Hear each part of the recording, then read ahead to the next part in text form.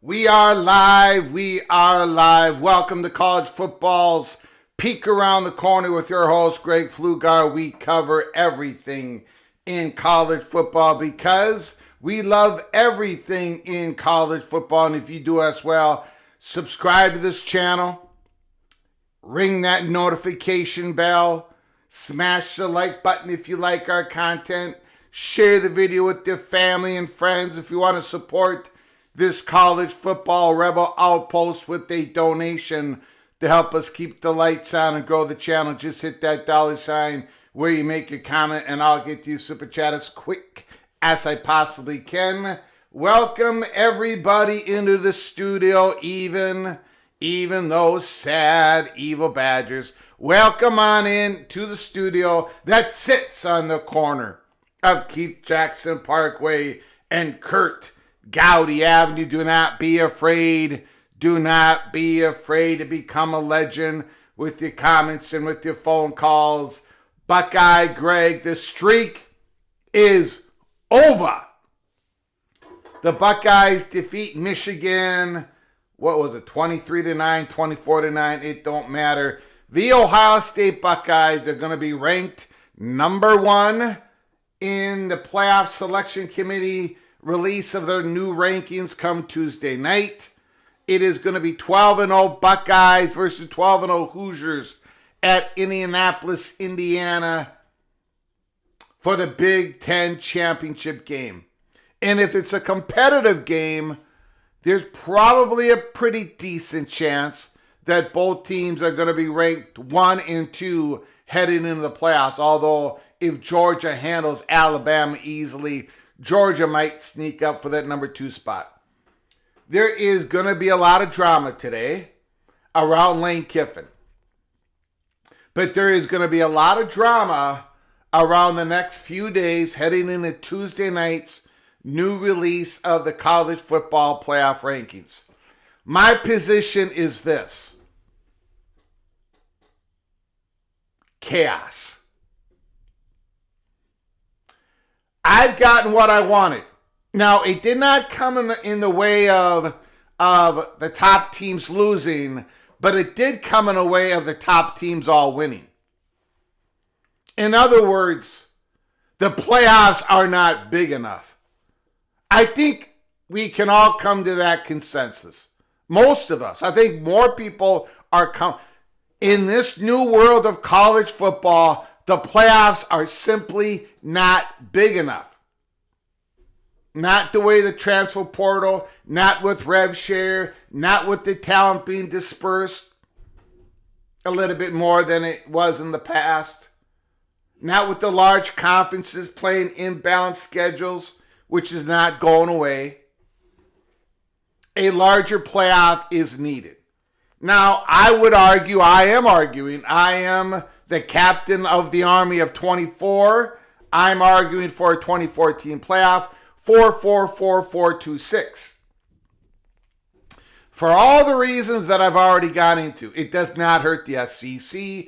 It only helps the ACC and the Big 12. It only helps with the value of the regular season. You're still going to have consternation. You're still going to have teams saying, we should have been the 5th, 6th at-large bid. We should not have been the first team out. You're still going to have all that. But you're also going to have a conference race based upon conference games. Top 4 in each conference goes to the playoffs. And then with the Southeastern Conference, if they have their usual year, they're going to have most of the at-large bids. Not all of them, but most of them. But this 12-team playoff simply is not big enough. It's not. It was not created for the world that we have created. Does that make sense? It should. It's not big enough. We can go over Notre Dame and Miami all day long. And I get it. The Notre Dame fans, we've won 10 in a row. We've looked dominant. Miami, look, we beat you guys. If that game doesn't mean anything, why are we even playing? Why are we even playing? And Miami has cruised here at the end. And BYU. BYU should be in the playoffs. Vanderbilt. I don't know. This Vanderbilt team, they have a very good resume. Texas. And I don't think, and here is the other thing. There are reasons I like 24 more than I like 16. There are reasons I like 20 more than 16. I have come to the conclusion that in the long run, people, and now it did not happen last year, but people are going to be looking at a bye as something good to have. Now, that did not work out last year. I think one of the reasons because we did not have straight seeding. But I think you're going to find out here as we continue on with these expanded playoffs that having a bye is a good thing. I've got no evidence. I've got no data to back that up. But I happen to think that's what we're going to find out. So I believe the powers that be eventually are going to want to have a bye in the first round for the top teams as an incentive. An incentive to win your conference champ. An incentive to finish in the top 8, the top 4, just like it is now, top 4. So I think we're going to have to bust through the 16 team. I think 24 is the perfect number, but that's not what this show is all about. But I just wanted to start off saying I got what I wanted. I got what I wanted. No matter what happens after championship weekend and the selection show on that following Sunday, no matter what happens, we are going to have pissed off fans, and they have every right to be pissed off. Diego Pavia, not having them in the playoffs, that Vanderbilt not being in the playoffs. Miami, not seeing Carson Beck, not seeing Ruben Bain, Mesidor, not seeing Malachi Tony, not seeing that team in the playoffs. Or Notre Dame. Notre Dame is one of the best teams in the nation right now. Not having Notre Dame in the playoffs.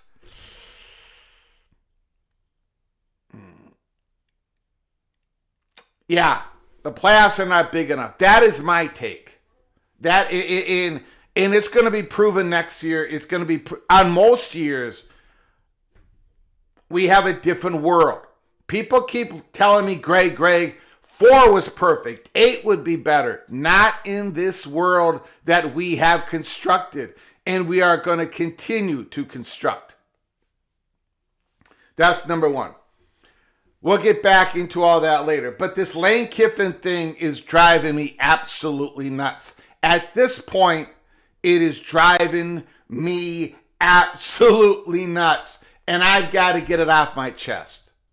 There is something that I have to get off my chest. That's why we're starting this show early this morning. Agree with me, disagree with me on what I'm about to say. Let me know in the chat. Of course, Super Chats get superseded. And then give me a phone call later in the show. Agree or disagree with me. I want to hear from you. But this Lane Kiffin, there's something that happened last night in the reporting that absolutely is driving me bonkers. And we've got to talk about it. But first, the Minnesota Golden Gophers. The axe stays home, Sky Yuma, row the boat, bleep the Badgers. Thank you, Dave Valinska. Thank you for the $2 holla. The Minnesota Golden Gophers. The axe stays home. Let's go.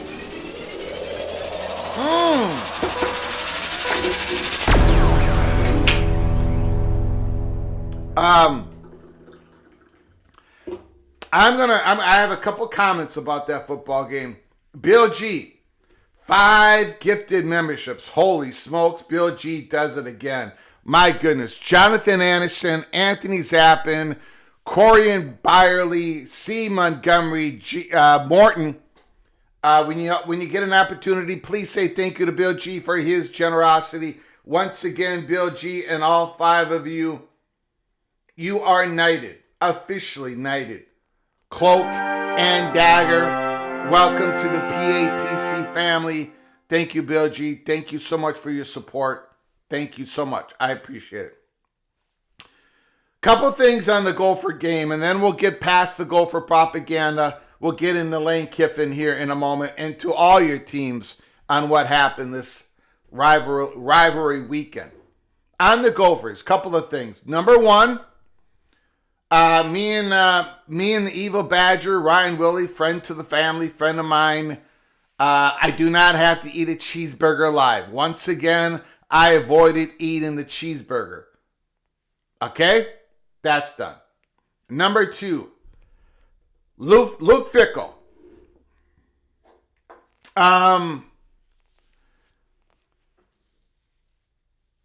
Very strange head coaching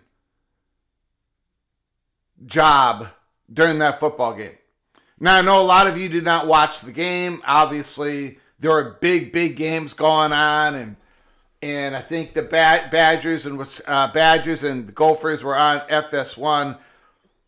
But Badgers started quarterback, true freshman Carter Smith. It was in the snow. There was a lot of snow on the ground. It was tough footing, tough environment. Carter Smith did not really look all that good. They were running him a lot of quarterback design runs. And then they brought in Hunter Simmons, their 5th-year senior or whatever. And he made a beautiful throw. Gorgeous touchdown. A pass that set it up and then a touchdown pass. Beautiful passes. But Simmons is known to throw the interceptions. The limited time that he has played, he's a gambler, and he threw some interceptions against the Gophers. My point on Luke Fickell is, and I heard this from a Wisconsin football podcast late last night, because it drove them nuts as well. Luke Fickell never put Carter Smith back in the football game.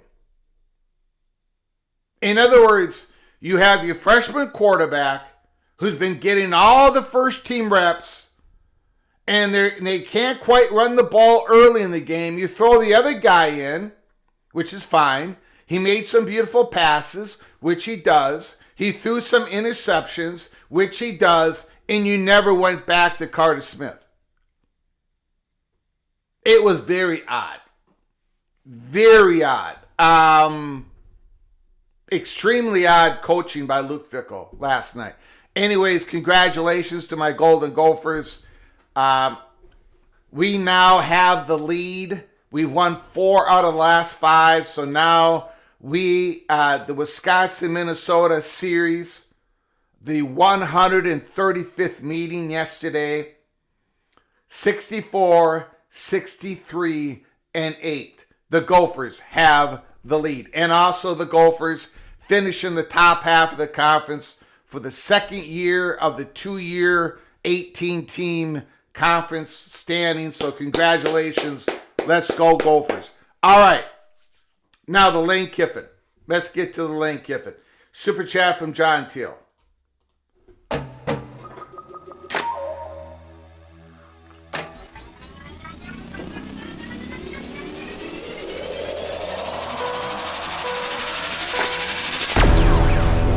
Super chat, John Till. First off, why give him the national stage to up his profile even more in the playoffs? And next, he's going to take kids anyway and just say, I had my fingers crossed. Run him out of town now. I believe John Till is talking about the Lane Kiffin situation. Thank you for the $10 holler, John Till. I think a lot of people would agree with you.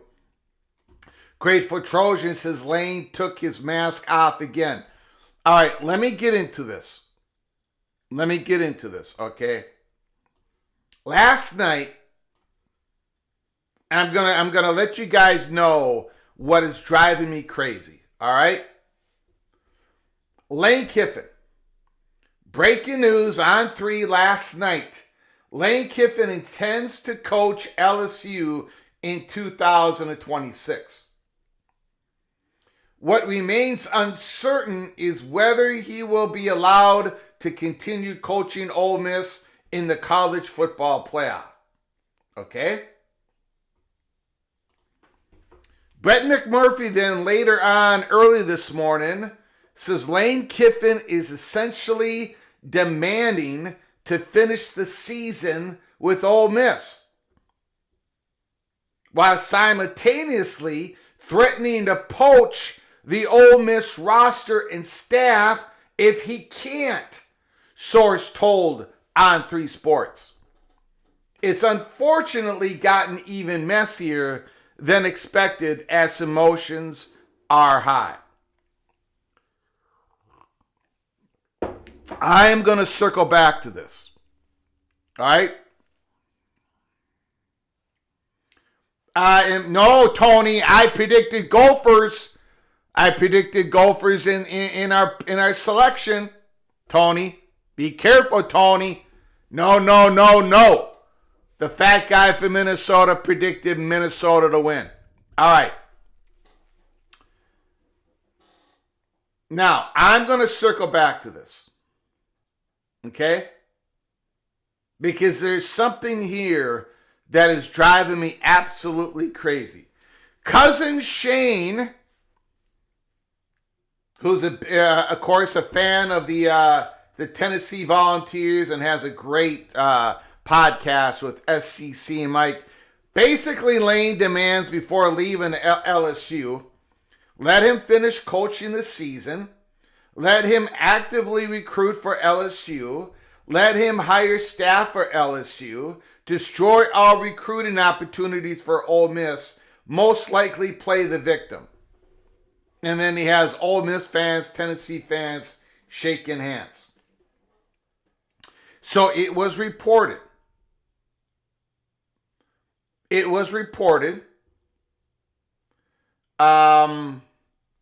That they were going to meet at 9 o'clock Central Time this morning. Lane Kiffin was going to meet the Ole Miss players to let them know what was going on. That has been delayed. Pete Thamel, sources tell me and Marty Smith of ESPN that the Ole Miss team meeting scheduled for 10 a.m. Eastern Time has been moved. It's set to be held later in the day. Now it's 2 o'clock Eastern Time, 1 o'clock Central Time. 1 o'clock Central Time. That is when Lane Kiffin is supposedly meeting with the Ole Miss football players. Okay. Now, I am going to circle back to something here. Buckeye Greg keeping his head on his swivel. Breaking news, Pete Thamel. Ryan Silverfield would be the new head coach of Arkansas. Wow. Breaking news. Very interesting. There it is, ladies and gentlemen. Breaking news.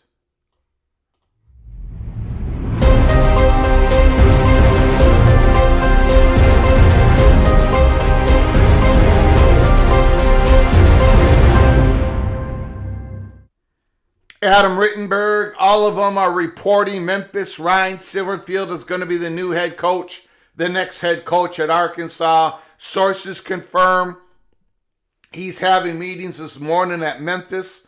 Definitely a twist in the Arkansas saga. Silverfield went 50-25 at Memphis. Interesting indeed. What does that mean for Alex Golish and John Sumrall? I think John Sumrall is trying to line himself up with the Florida job. But what about Alex Golish? Very interesting. Very interesting indeed. Okay, and of course I want to get to the incredible generosity of Evo Badger. Sent 20 gifted memberships to the family. 5022 Freedom, CW2 OSU1, Adam, Anthony, Cogspin, Michael Uten, J-Rod, Isaac, Charlan, Grateful Foliage, Frank Holloway, LV Seminole, Digits, Tyler Buck, Slam Nuts, Charles Chamberlain, Husker Mini, David Kreitzer, MV99, KS Bear Fan, JJBP7KU. You were all gifted a membership to this channel by the incredible, very kind and generous Evo Badger, the one and only Ryan Willie. Thank you, Ryan, for the incredible generosity, helping us keep the lights on here. All of you are knighted, cloak and dagger. All of you are knighted, cloak and dagger. Thank you, Evo Badger. I appreciate it. Again, it was 3 turnovers, right? I think that was the story of the game. Those interceptions that Simmons threw. Yeah, and I think the snow and the wind helped the Gophers out. Drake Lindsay had no problems with that weather. The man from Arkansas, the freshman from Arkansas, the quarterback had a very good game in that weather, and that was the difference. Thank you, Evo Badger. I appreciate it. Next year, Minnesota's going to have to go to Wisconsin. We'll see if we can hang on to the axe one more year. I appreciate it, Evo Badger. Now, incredible generosity by Evo Badger. Wow. Let me get to what's really bothering me on this whole thing.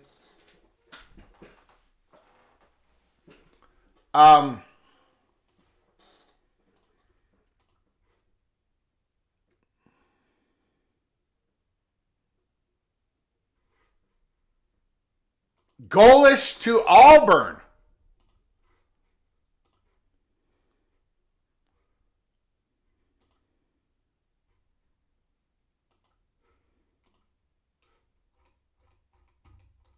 We knew we were going to have a crazy morning.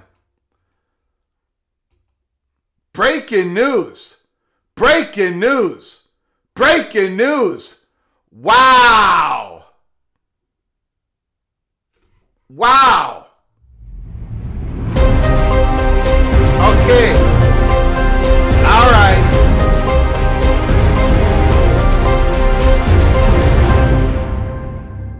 University of South Florida. Alex Golesh will be the next head coach at Auburn, sources told ESPN. Golesh just met with his team to share the news. Alex Golesh is set to be the next head coach at Auburn. Pat Forte and Max Olson and every other reporter out there. I think, while this is a little bit of a gamble for Auburn, while this is a gamble for Auburn, I think it's a much better gamble than hiring DJ Durkin as the next head coach.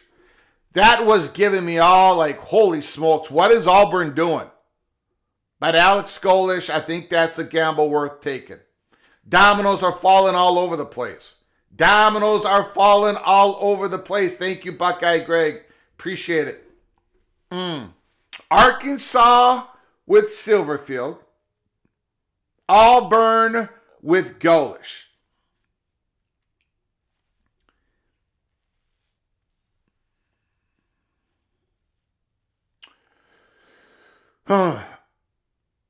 I'm going to assume here that Auburn is a little bit more excited about their hire than the Arkansas fan base. Because Arkansas had the potential of, I think, I don't know. I think it's a good gamble for Auburn, to be honest with you. Go Black 45 thinks it's a great hire for Auburn. Penn State better have a plan for the next hire. Yeah, especially, Bob Chesney. He might be the leading candidate for UCLA. I'm wondering if we're going to hear that a little bit later this morning or early afternoon. Okay, now let me get to the Lane Kiffin thing. Breaking news all over the place.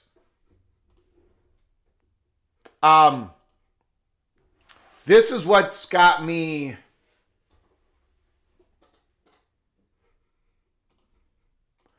This is what's got me all bothered about it. I understand there's a human element in this when it comes to Lane Kiffin. I don't think this is all by design to be a jerk, to be self-centered, to be flaky. I think he's truly having a difficult time with this. And I give him all the grace that I can possibly give him. But there's a human element to this when it comes to the athletic director of Ole Miss, when it comes to the president of Ole Miss, when it comes to the Ole Miss fan base, when it comes to the Ole Miss boosters. There's also that human element in this. And when it was reported by multiple people, the following. Let me hit on this right now.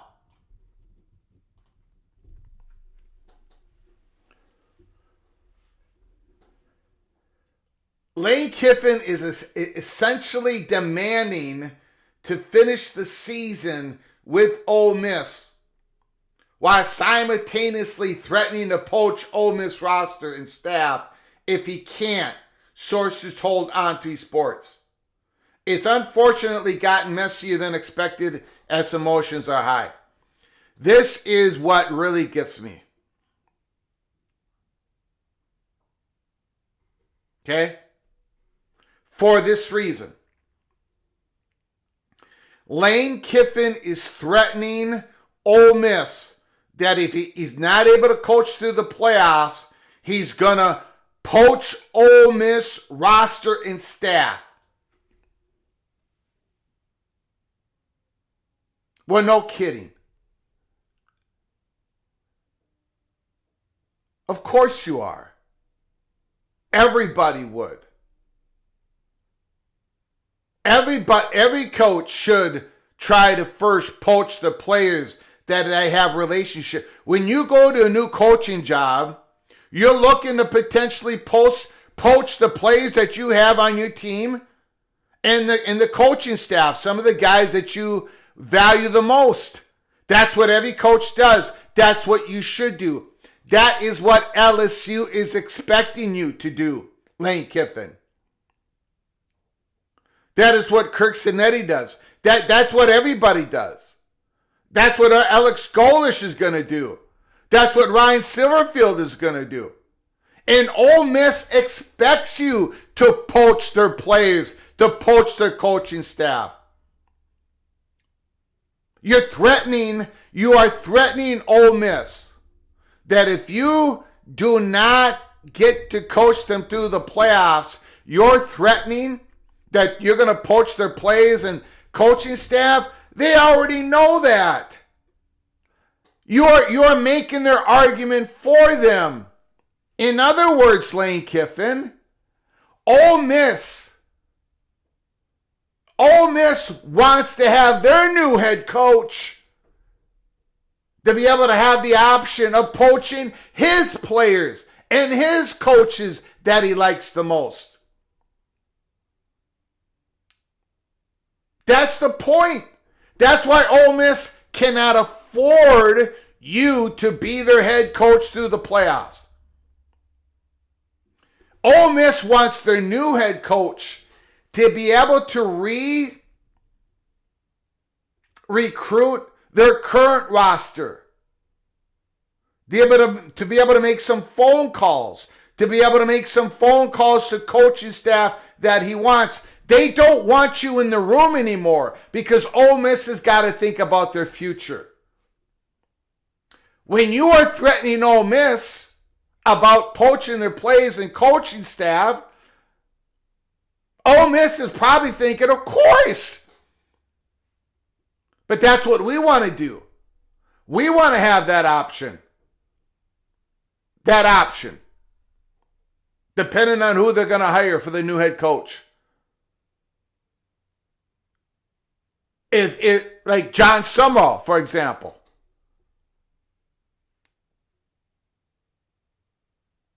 So Lane Kiffin, like, what are you doing? What are you doing threatening Ole Miss? They already know the reality of this. They know you're going to try to recruit some of their players, some of their coaching staff. Oh, I'm gonna poach you guys if you don't let me coach. Ole Miss has got to be laughing at that. That is what's got me about Lane Kiffin. Very good head coach, obviously. Very good offensive mind, obviously. Can develop some players, obviously. And I think he's made great adjustments from last year to this year's Ole Miss team, obviously. But to threaten Ole Miss that you're going to poach, you are making Ole Miss's argument for them when they do not want you in the building anymore going into the playoffs. You are making their argument for them. Don't you understand that? Again, Lane Kiffin, I'm giving you as much grace as I possibly can. I think most people are. But you're not giving any grace to Ole Miss at all. Not at all. If the reporting is accurate, and I don't see how it, there's been more than one outlet reporting the same thing.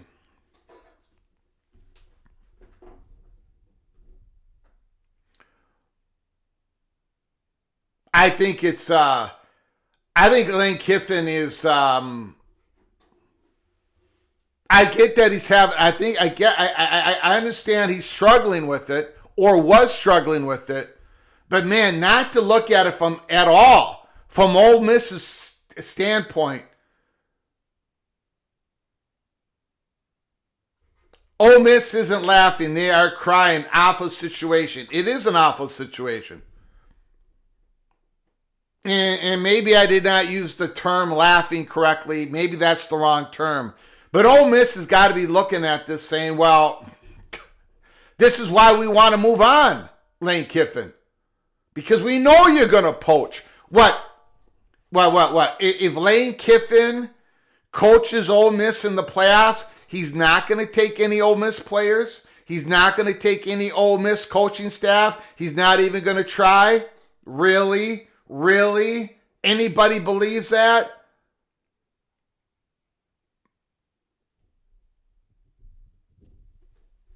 The architect. Well, Greg, what would you do? Just announce you're leaving for LSU? Yes! Yes! Announce you're leaving LSU. What's if you want to go to LSU, go to LSU. But you cannot expect Ole Miss.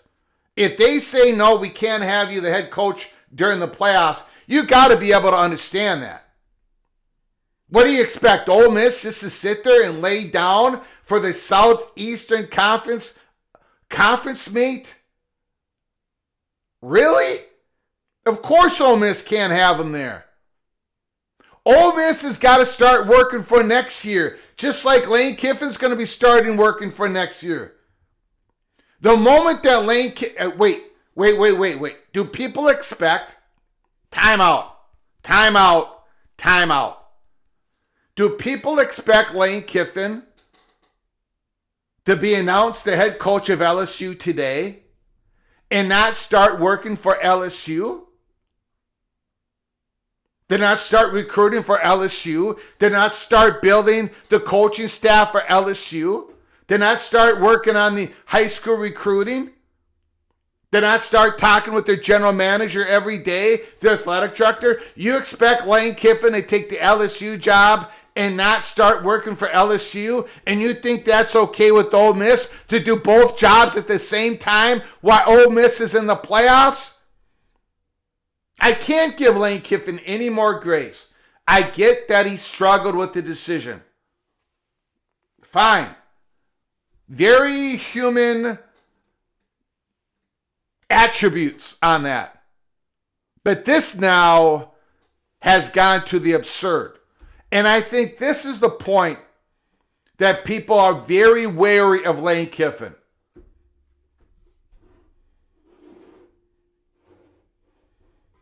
Doesn't everyone want their cake and eat it too? Now, Ryan Brooks, again, sure. But Ole Miss has already told you no. So now leave. Go. What is the point of all this? He's threatening an Ole Miss. I'm going to poach your players. They know that already.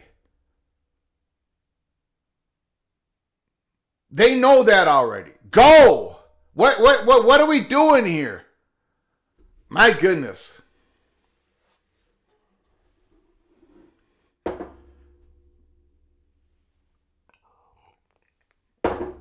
You know what? No matter what happens to Ole Miss in the playoffs, 2026 is coming. And you think that Ole Miss has to just sit there and have the coach be in the building, in the room, on the practice field, coaching Ole Miss during the playoffs while he's the head coach of LSU? No way. No way can Ole Miss allow that to happen. No way.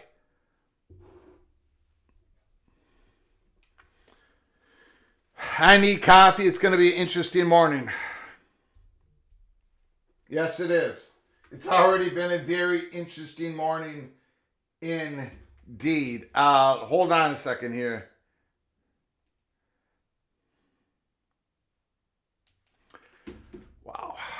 Thank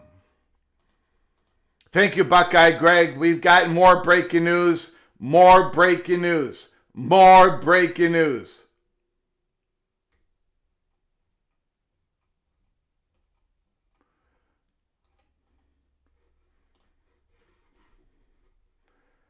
Wow. What a morning.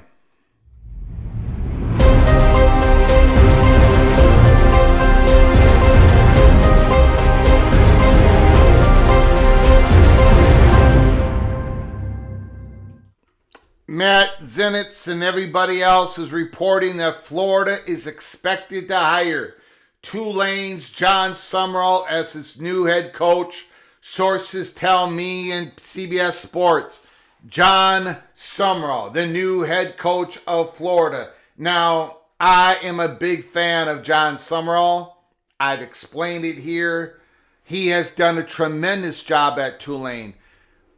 The way that he constructed this roster, well, even last year's roster, and then be able to flip it to where Tulane could be, they're definitely at the doorstep of getting in the playoffs this year. Building a legit defense with legit defensive line. Tulane is legit on offense, on defense. They were last year. They are this year. They were able to utilize what happened at BYU and get Rasloff into the program. Fantastic job. Fantastic job by John Sumrall. And the Florida Gators, in my opinion, should be the most excited thus far. Now, of course, LSU is going to be very excited with Lane Kiffin, and they should be. But the Florida Gators getting John Sumrall, wow. Wow. Stephen McNeely, does Tulane tell John Sumrall to hit the bricks today? Well, I've talked about this before. I think it's a completely different situation. Ole Miss and LSU compete at the highest level in college football. They're both institutions of the Southeastern Conference. They both recruit the same type of players. They both try to get the same type of, they're recruiting in the same type of coaching playground as it was. I think it's a completely different situation. Eric Morris coaching for North Texas through the playoffs, and Oklahoma State allowing that to happen, and possibly Tulane and Florida setting up agreement.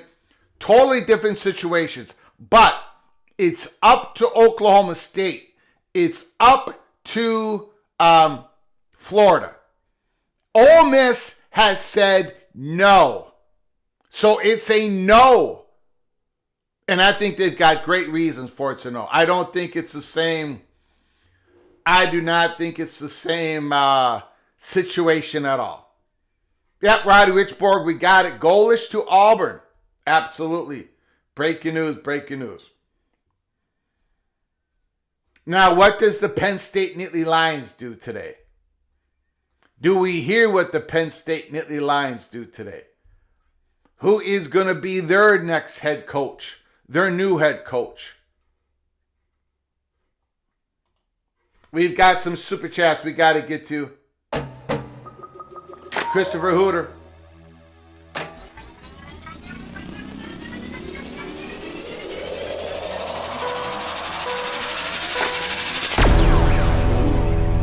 Greg, Ole Miss players probably want Kiffin to coach the CFP too, and LSU doesn't care. The SEC and the Big Ten need to come to some NFL hiring postseason agreement. They're going to have to figure out the schedule. They're going to have to move the schedule up in the month of August for more than one reason. And I'm sorry, it doesn't matter what the Ole Miss players want on this. It doesn't. Ole Miss has got to be able to... They got to be able to have their guy in there talking to the Ole Miss players to recruit them for next year.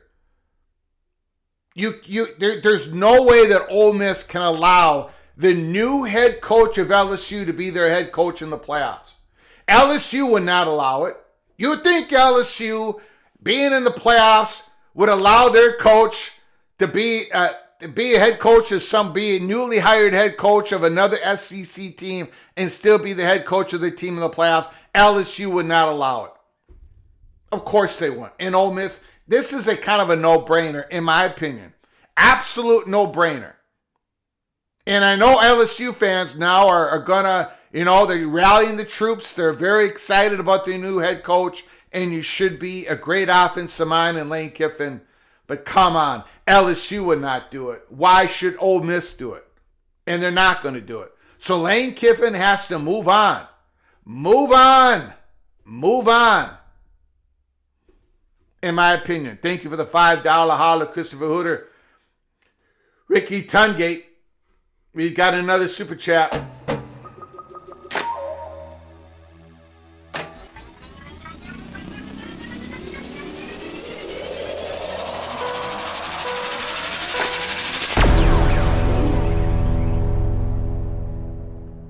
Yeah, I mean,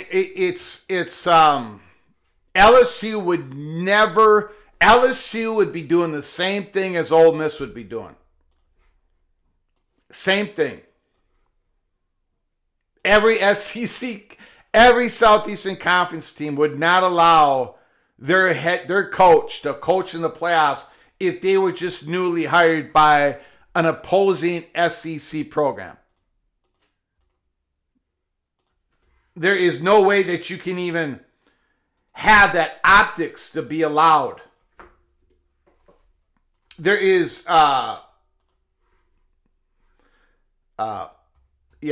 it's not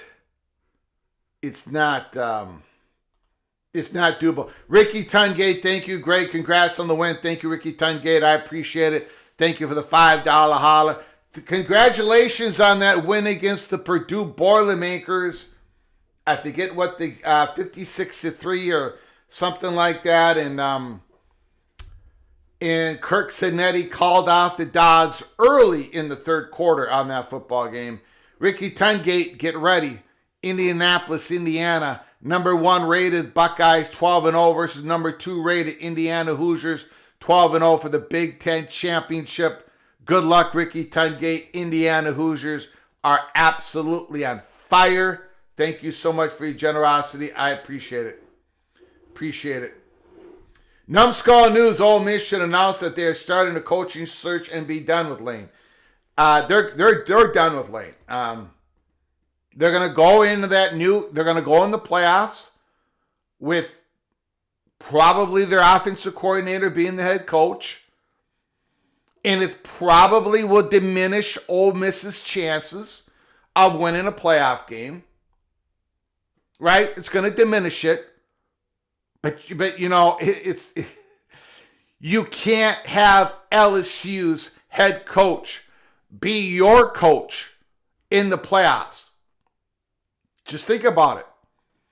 LSU's new head coach being your coach in the playoffs, it cannot happen.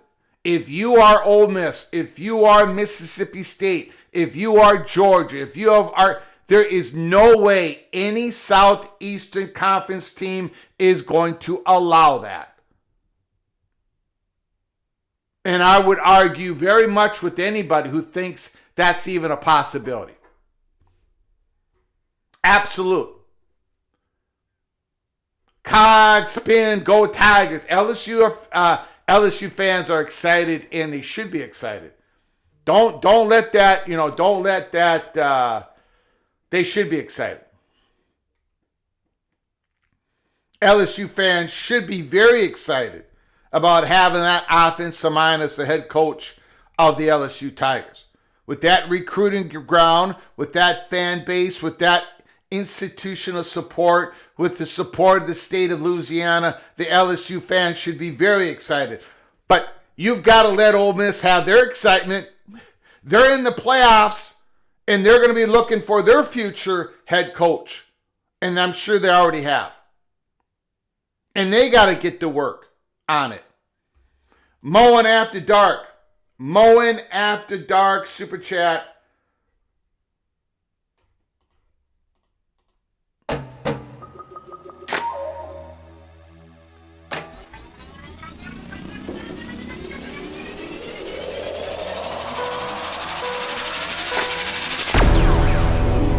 Brian Hartline needs another raise and an additional title. Likewise, with Pat Patricia, let's make days highest paid while we're at it. Go Bucks. Is Brian Hartline, is he one of the guys that Penn State is secretly talking to? Probably not. Probably not. The Buckeyes are on a roll. And again, I think there are 6 teams who are ready to win the national championship this year. 6 of them. Buckeyes, Indiana, Georgia, Texas Tech,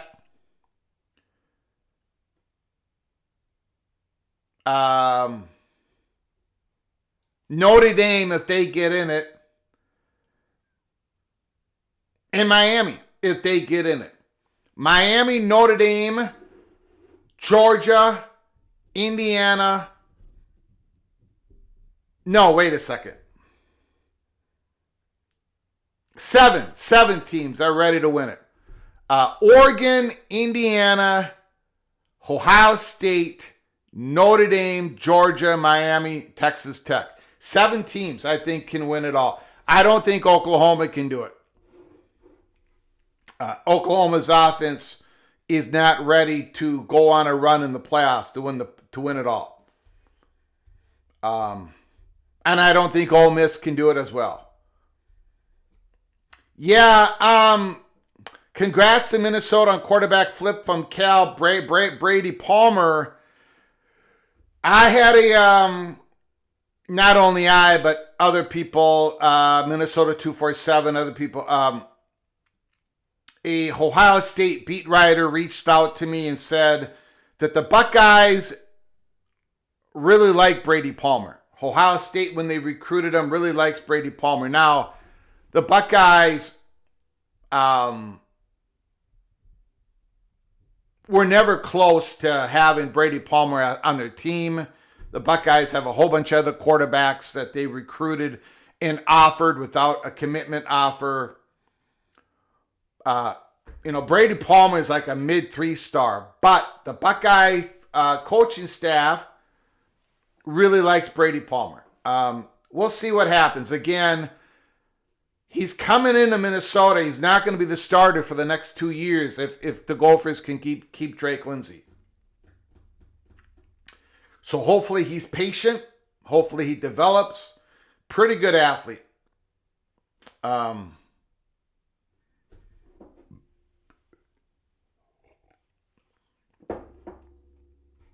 Yeah. I mean, Oklahoma probably gets boat race in the first round. Again, if Oklahoma plays Notre Dame in Norman, Oklahoma, 8-9 seed game, I'm taking Notre Dame big time. Big. I think Notre Dame would blow the doors off the Oklahoma Sooners. That is why, people are saying Miami, Notre Dame, who should be left out, who should be put in. I understand both arguments. In fact, now I would probably place Miami ahead of Notre Dame. If I was on the committee, I would put Miami ahead of Notre Dame. But Notre Dame is a fantastic football team. And I know I'm getting all of you upset, but Notre Dame is a very, very, very, very good football team. And they should be in the playoffs. Should not be 12 teams. Evil Badger, thank you for the $5 holla.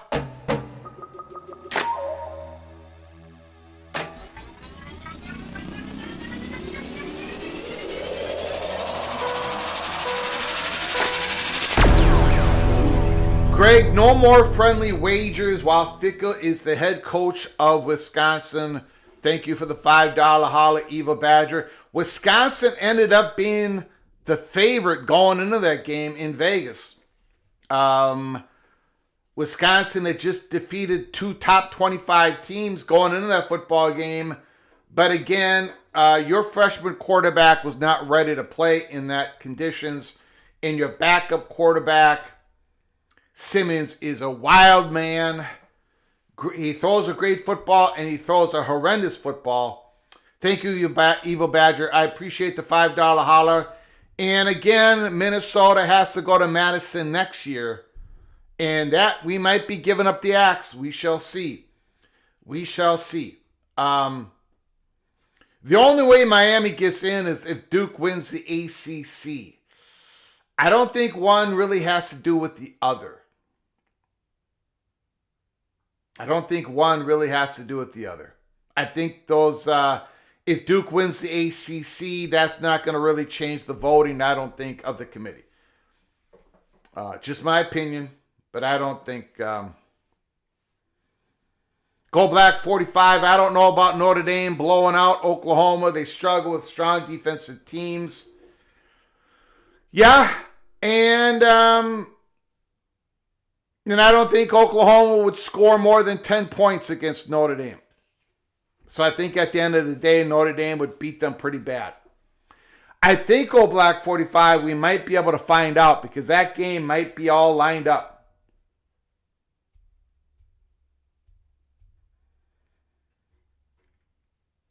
John Gruden to Penn State. Wow. Mowing after dark. Mowing after dark. Okay, now let's get to what happened actually. Now we talked about Lane Kiffin, and I am going to open up the phone lines. Y'all can let me know what you think about the Lane Kiffin situation. Again, I think he will just leave the building after he tells his Ole Miss players, and that's that. He can be the head coach of LSU starting today and work towards building the LSU program for 2026. Ole Miss will probably have their offensive coordinator be the head coach in the playoffs, and then Ole Miss can start working for 2026.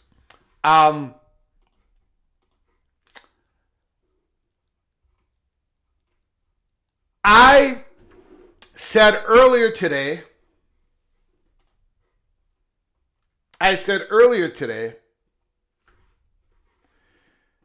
in this program that I would have Miami ahead of Notre Dame. I have finally come to that point, but I don't think that's how the playoff rankings are going to show.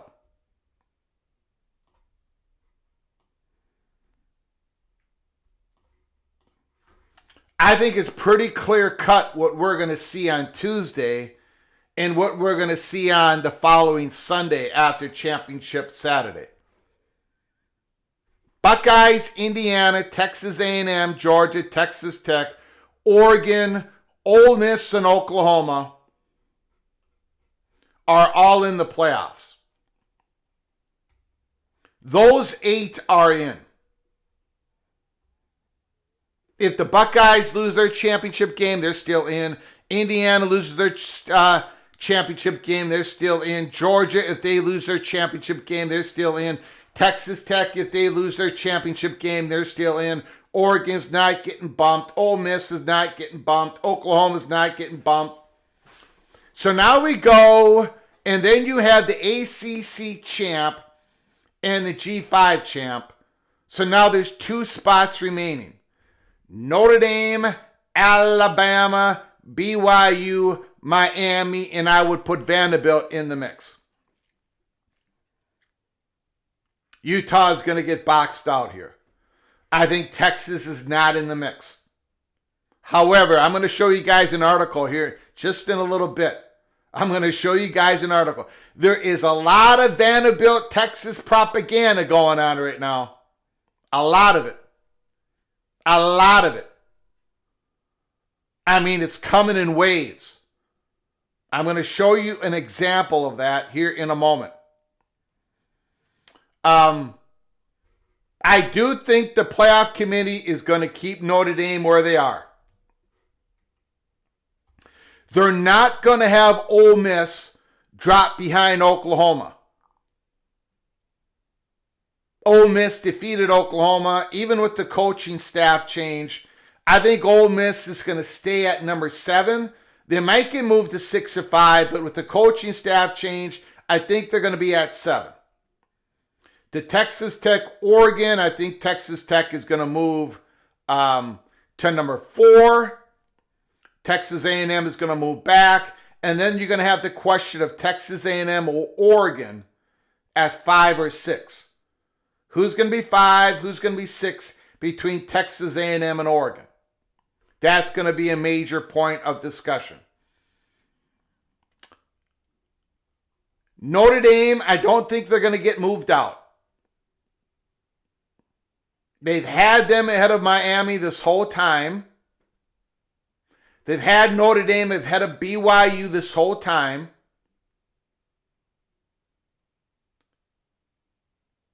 And I don't think Notre Dame gave them a reason to move them out of here. So I think Notre Dame is going to get that 9th spot. I think they're basically in that spot. Alabama at number 10. If they lose a competitive game, they're not going to move Alabama out of number 10. If Alabama loses to Georgia in a competitive football game, they're keeping Alabama at number 10. If Alabama gets their doors blown off, which they might, by the way,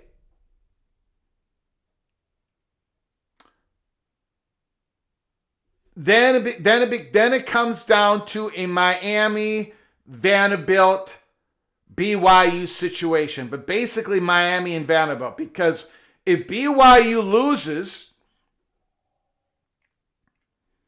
a competitive football game, even if it's competitive, I think they're going to find a good enough reason to move Miami above BYU. I think BYU needs to win the Big 12 championship game. Is that unfair? Yes. Is that reality? I think it really is. BYU, if you win, you are in. And if that happens, and if Alabama loses the SEC championship game, Texas Tech remains, Alabama gets pushed out. Alabama gets pushed out if they lose and BYU wins their Big 12 game. Alabama stays if they're competitive and Texas Tech beats BYU. Miami gets into the playoffs if BYU loses, Miami or Vanderbilt, and I'm going to bring this up in a moment here. If BYU loses their Big 12 game, if Alabama gets their doors blown off in the SEC game, which I think there is a chance of it happening, then Miami, I believe, will get that last playoff spot. But Alabama's got to get blown out. Because that playoff committee's not moving Alabama out of there unless they get blown out. And I think Miami will get it. Vanderbilt's resume is very, very good. I would have Miami ahead of Vanderbilt just by a little bit when it comes to the eye test, in my opinion. In my opinion. So I do think there's a chance for Miami to squeeze in. Alabama got to get blown out. BYU has to lose. But I happen to believe that they're not moving Notre Dame out of that spot. I don't see it. I would have Miami just a little bit ahead of Notre Dame.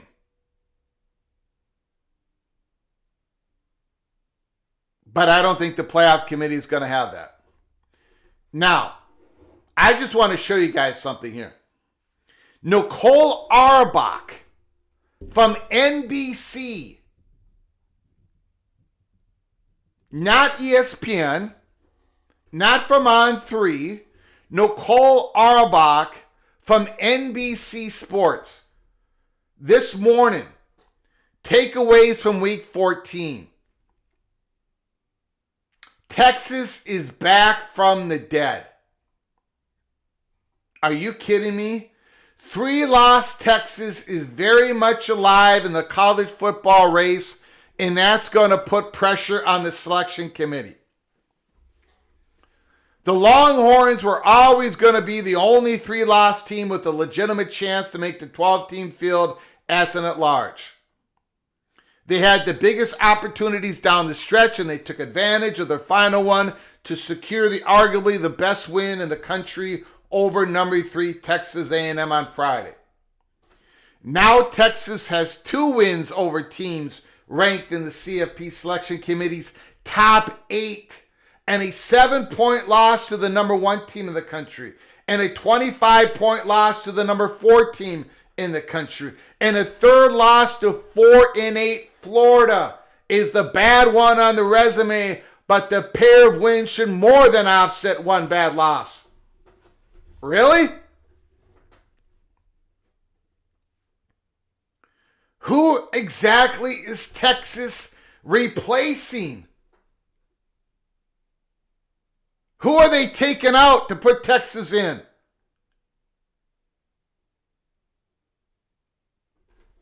Again, 9-3 in a 12-team playoffs.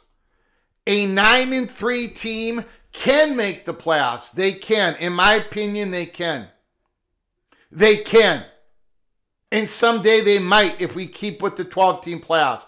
I've got no problem with the 9-3 team being selected in the playoffs. A lot of you have a problem with that. I don't. When you have a bunch of big wins like Texas does, I have no problem with the 9-3 team making the playoffs. But not a 9-3 team that lost to a 4-8 Florida.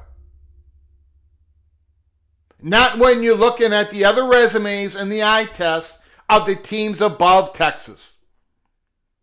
Just like Alabama, South Carolina, and Ole Miss of last year. All those 9-3 SEC teams. They were not quite, they did not make the playoffs, and I don't think they should have made the playoffs. I don't think this Texas team should make a 12-team playoff. Now, should this 9-3 Texas team be in a playoff? Yes. But the playoffs are not large enough. Another example. In this world that we have created, this 12-team playoff is obsolete. But what we have now, Texas, again, Nicole Auerbach. A 3-loss Texas is very much alive in the college football race, and that's going to put pressure on the selection committee. Put pressure on the selection committee. Put pressure on the selection committee. Really? I tell you what's going to put pressure on the selection committee.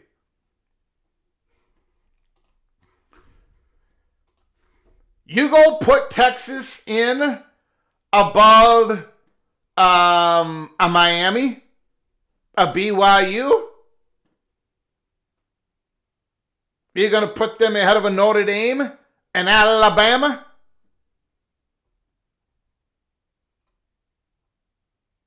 I tell you what, that would fundamentally blow up this playoff format. Miami would immediately call for an investigation. So would BYU. A 9-3 team losing to Florida, you're just not going to get in. Not with the teams ahead of you. You're not going to get in ahead of Vanderbilt. Vanderbilt lost to Texas 34-31. I think that was the score. They were down big. They came back. I get why Texas believe they should be ahead of Vanderbilt. And maybe they will be ahead of Vanderbilt in the next rankings. Maybe they will. But they're going to be ahead of Miami. They're going to be ahead of BYU. Wow. Wow. If that happens on Tuesday night, if on Tuesday night the playoff selection committee has Texas higher than Miami, higher than BYU,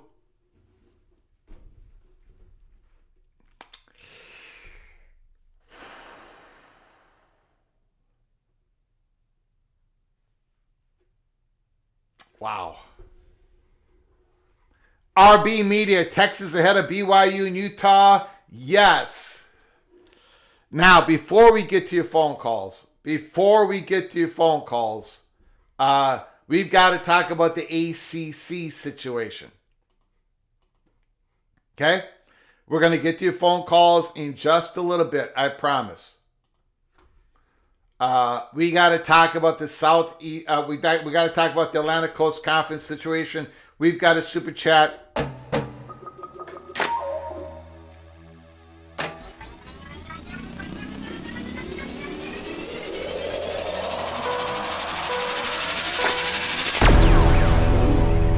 Buckeye Greg, $5 holler. Thank you so much for your generosity, sir. Thank you so much for your kindness.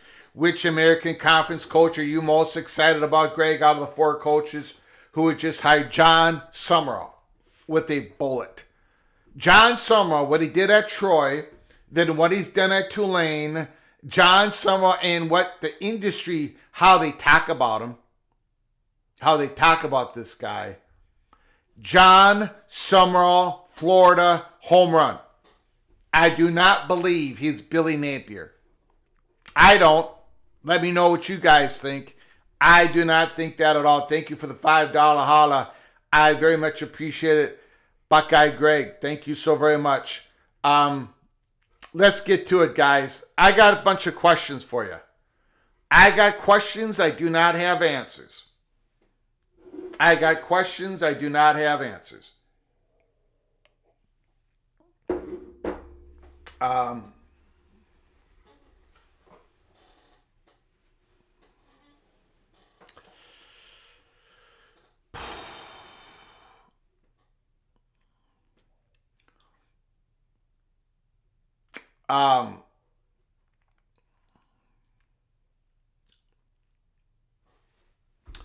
Stephen Vitt, I think ESPN would lose their minds if Duke wins the ACC with 5 losses and 2 G5 conference champs get into the CFP. All right, guys. So the winner of the American Championship game, Tulane versus North Texas, the winner of that game is going to be the 12th seed in the playoffs, or possibly the 11th seed in the playoffs. Okay? The winner of Duke versus Virginia, if in the ACC championship game, if Virginia should win that game, they are going to be ranked number 11th in the tournament. If Duke wins that game, the question has to be asked, does Duke get the 5th highest ranked conference championship playoff berth? Does Duke get that spot? That's my question to you. Duke is 7-5. We'll look at their resume here in a little bit, okay? We'll look at the Duke Blue Devils rankings in a little bit. If Duke beats Virginia in the ACC championship game, they will be 8-5 and the ACC champion. If James Madison in the Sun Belt defeats Troy, who's 8-4 right now, if James Madison wins, they're going to be 13-1. I'm sorry, 12-1, and the Sun Belt Conference champion. Who gets in to the playoffs? Duke or James Madison? I think we can agree that if Duke wins the ACC championship game, The winner of the American Conference Championship game, North Texas versus Tulane, the winner of that game is going to be slotted as the 11th seed in the tournament. So then the question would be, if Duke wins the ACC championship game, who's going to be number 12? Duke or James Madison, if they both win their conference championship game? That's my question to you. Now, here is Duke's schedule so far. They lost to Illinois. They lost to Tulane. One of the reasons why the American Conference champion is going to be ahead of Duke. I think that's real clear. They beat North Carolina State. They beat Syracuse. They defeated California. They lost to Georgia Tech. They defeated Clemson. They lost to UConn. They defeated Virginia. Beat North Carolina, Wake Forest. Not a whole lot of big wins here. Clemson, what did Clemson finish? 7-5, 6-6, something like that. North Carolina State, they don't really have, I guess Clemson and North Carolina State are the biggest wins. They have a UConn loss. They have a Tulane loss. And they got shredded by Illinois, who finished, 6th and 7th in the Big Ten? And they've got a game against Virginia.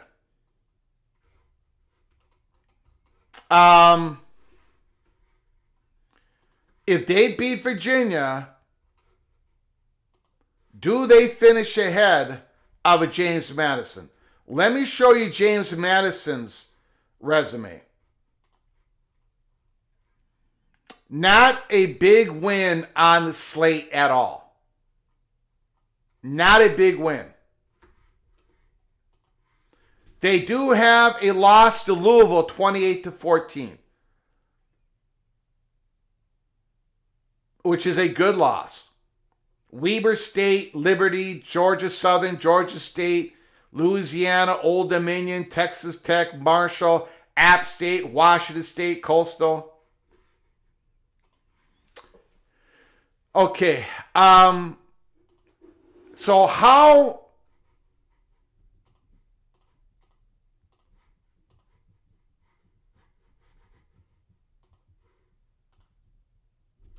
here's the question. Stephen Vitt says Duke doesn't have a resume, period. Son of Syrix says James Madison would get in.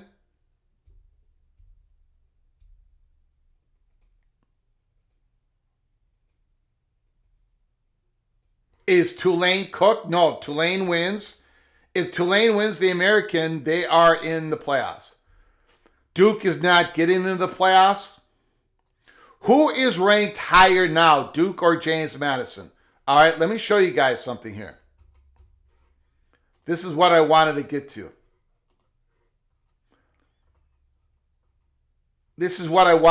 to. Look in the AP poll, which does not have the authority to pick who's going to be in the playoffs.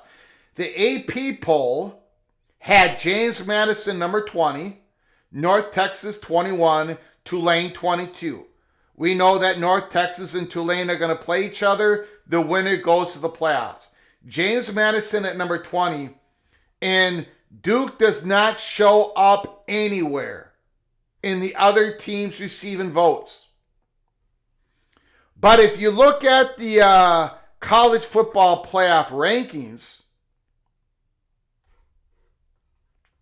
James Madison is not listed.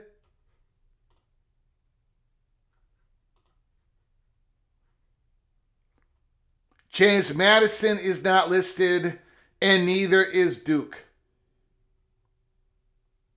They don't list them past 25. So we do not know how close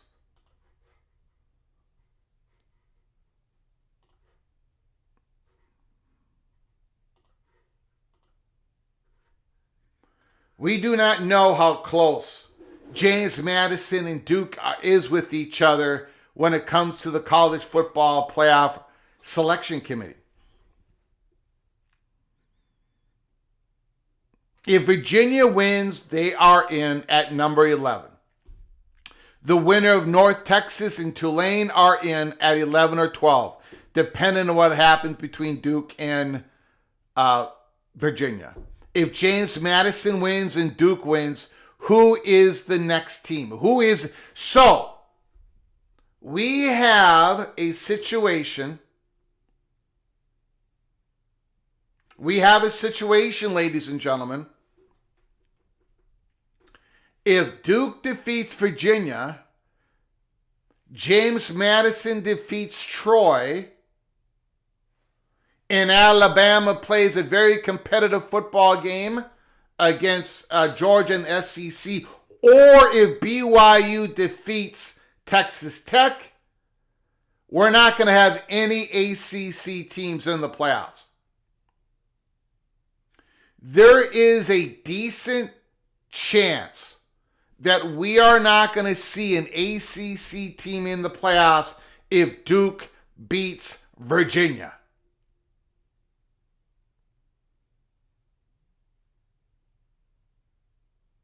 Think about that. Think about the ramifications.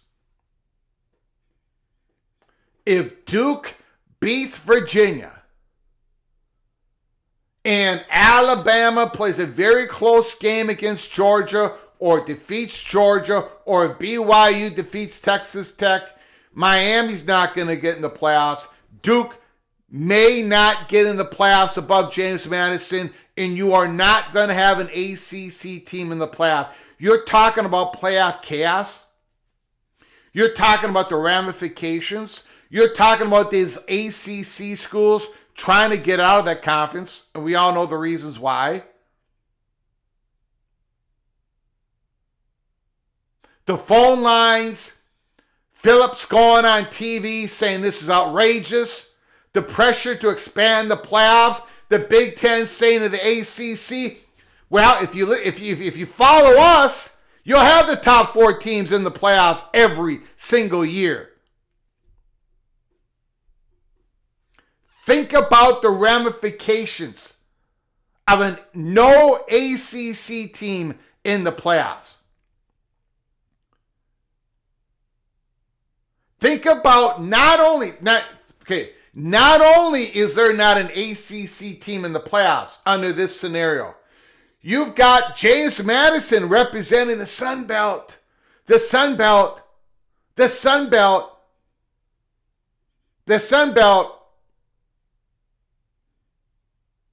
You've got North Texas or Tulane representing the conference, the American. You've got Notre Dame, who lost to Miami.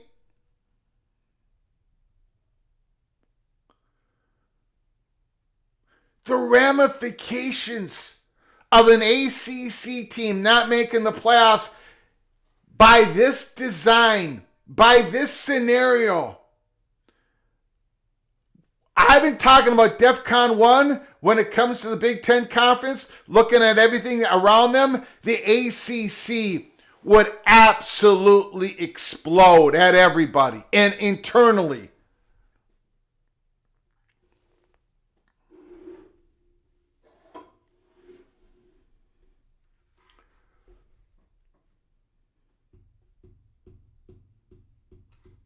It would be glorious.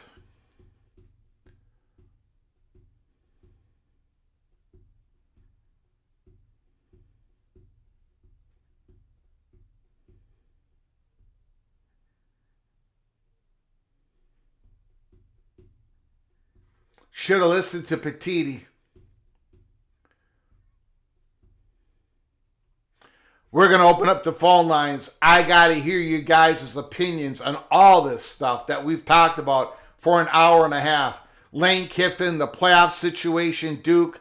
what's going to happen to the conference championship games going this Saturday. You're going to have the Buckeyes versus the Hoosiers in the Big Ten championship game. You're going to have the Cavaliers versus the Blue Devils in the ACC championship game. You're going to have the Bulldogs and Crimson Tide in the SEC championship game. The Cougars and the Red Raiders in the Big 12 championship game. From Rock and Rant. Rock and Rant. The floor is yours. How you doing, sir? I'm doing good. Holy crap, so much to talk about. We'll start Yes. with my non-orange and green glasses and go through the other stuff first, and we'll end on your Miami and Notre Dame question or take. In terms of James Madison and Duke, I think there's almost no question that James Madison gets in ahead of Duke. If you go and look, this is not what the College Football Playoff Committee uses exactly. Like, they go through specific metric side, right? Yep. And maybe there's something they'll use with the Louisville thing. But if you just use for a baseline conversation, right? FPI, James Madison is and the current one 28. Duke is way lower than that. Let me see if I can find it. Duke is 46, right? So, not that there's an exact match to the College Football Playoff Committee, but then if you look at all of the other things that you can look on, like ESPN, without going totally into the weeds, like points per possession and field position and all that stuff, which are the rankings they actually do use, but they're basically rolled up into some of these in other ways. The only thing that Duke has on James Madison, from strength of schedule to FPI to strength of record to game control to average win percentage, is just the terrible strength of schedule that James Madison has. Yeah. That's it. Every other thing is in James Madison's favor. I think, and we may not see either, because if they don't consider James Madison or Duke this week in the top 30, because they only get a list of 30 teams based off of numbers to start with. Okay. We may not necessarily, unless they change it from, I know they changed some metrics, but that's essentially how it starts. They start with 30 teams. They don't review everybody when they get in there. Yeah. They do secret votes. So if that is true still, and maybe someone will find something different, but this is literally from both the New York Times and Football Scoop going through it like 3 weeks ago, how they say it happened. We may not know, but based off of all these other things, other than strength of schedule, that's the only thing that Duke has on James Madison from the numbers that we see for whatever you think of them, good or bad. I'm not talking about that. I'm talking about this is what it is. Yep. This is how it looks right now. If those are a leading indicator, I think Duke will get out, and I'm praying for that chaos and everyone in every Power 4 conference to go, hey, American Conference, you guys are the only ones who have this right. If we don't have head-to-head tiebreakers, we defer to a third party. In this case, the American uses the college football playoff rankings, which makes a lot more sense than worrying about like 13 teams that you didn't even play together, strength of schedule in your conference. So I think Duke gets screwed if they lose to Virginia, and I think the ACC gets totally screwed. Yeah, and the ramifications on that is going to be quite something to watch. Are you sure about that? You think that Jim Phillips? I mean, you sure he won't just say thank you, Notre Dame, for making us? Well, he might say thank you, but still, it is good. I'm not smart enough to put it into words, but there is going to be some lasting effect if that should happen. You would think, but if I had $1 for every time the ACC made a bad decision, I'm not talking about super chats for you every time I spoke. I'm not talking about like the ACC. I'm talking about like the University of Miami. Like just the effect on, like, Miami might be like, okay, all right, we're gonna have to get more aggressive here on our future. Things of that nature. Yeah. Like, that's what I meant. But yeah, for sure. But then we'd actually have to find where Dan Radakovich is this week too. Yeah. He isn't exactly, he's on the other side of the milk carton with Jim Phillips generally. So yeah. We'll see. Let's see your coaching side. Yeah, I think your take on Lane Kiffin. I have no problem with wherever he's going. The whole drama is crazy, but him blackmailing or threatening, of course, what's the difference? He's going to poach people now versus tell them to I mean, I guess without the second transfer portal, it makes a little bit of a difference if Ole Miss went on a run past the transfer portal window. But it's just all of this has gotten well past the point of ridiculous. If I'm Ole Miss, I don't see any way that they can let him coach. I just can't. It's not the same thing as Tulane. I'm sorry. It's not the same thing as Sumrall. It's not the same thing as the North Texas. It's not. It's just literally not. And if you're watching this show, you need to absorb things more if you think it is. Yeah. Because it's literally their permanent rival in their own conference. Yeah. With the same shared player pool and the same recruiting base and the same coaching pool and the same. Yeah. And it's Lane Kiffin, who, if you look in the dictionary, and I think he's amusing, but there's also a picture of a snake right next to him. Yeah, and to sum it all up, LSU would not allow their coach to coach their team in the playoffs if they were going Ole Miss. So it's just, yeah.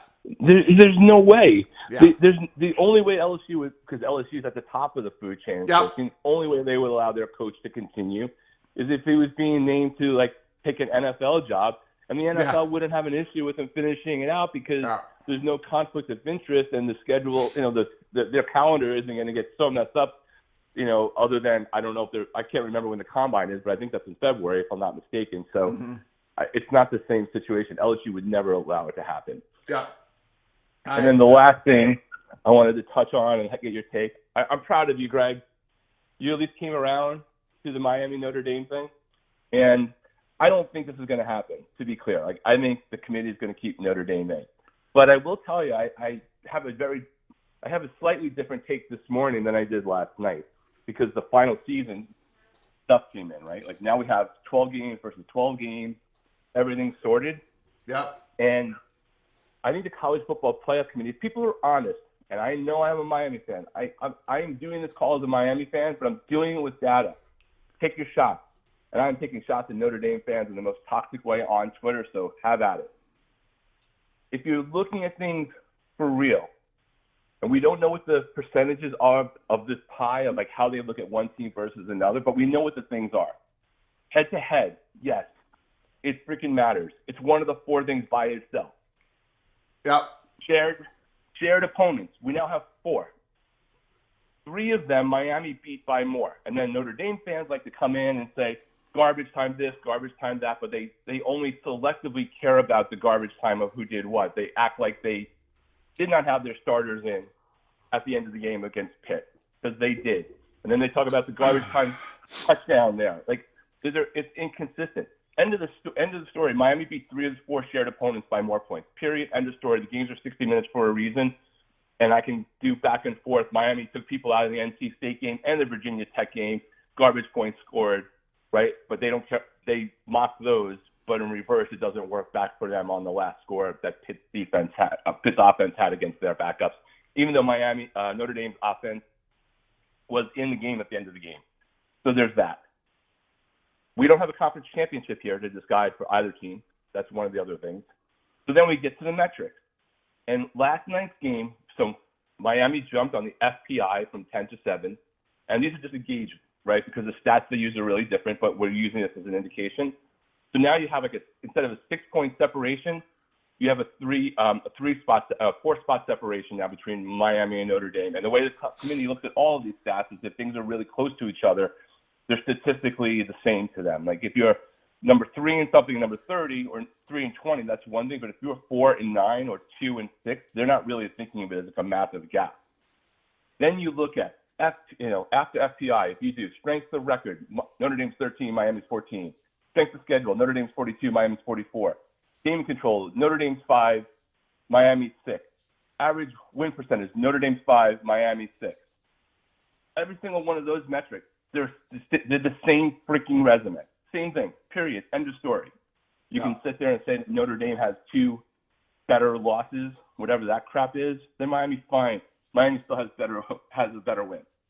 And when these resume things are the same, and if you go into the deeper metrics, which I'm starting to do because I'm looking to get into a fight with actual numbers, if you go into like the 12 things on the deep stuff, essentially the same thing plays out. Notre Dame tends to be a little bit higher on the offensive side of the equation, and Miami's better on the defensive side of the equation. it gets a little bit more evened out if you go by possession, which are some versions of the stats that the committee is using. So let's just say that the metrics are relatively a wash, right? Then let's say that let's even call the head-to-head shared thing, you all beat the same teams. Cool, let's call that a wash.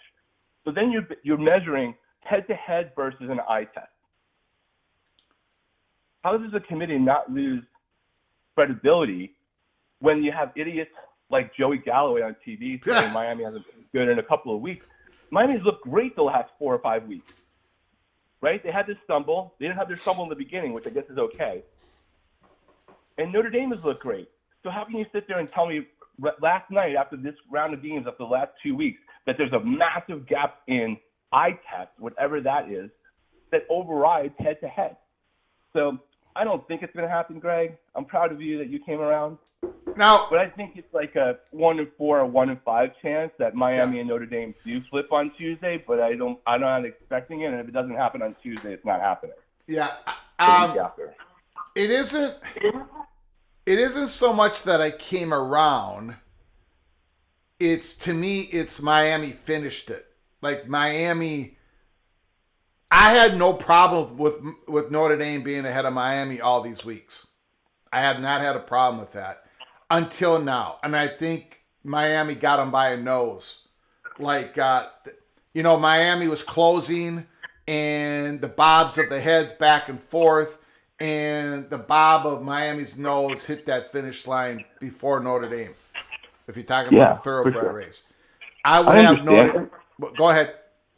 I was going to say, and I understand that. Hey, I can also make an argument that Oklahoma shouldn't be ahead of Notre Dame or Miami. They have a couple of stats that they're better on, but did they pass the quote-unquote eye test lately? No.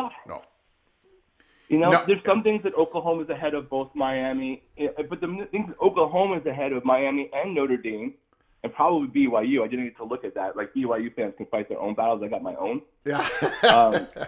And I'm not trying to disparage BYU because I know they're in between. I'm fighting my own fight, right? Yeah. And I can't fight the Alabama fight because they're in the SEC and they're going to the title game. They could win that, and we all know that.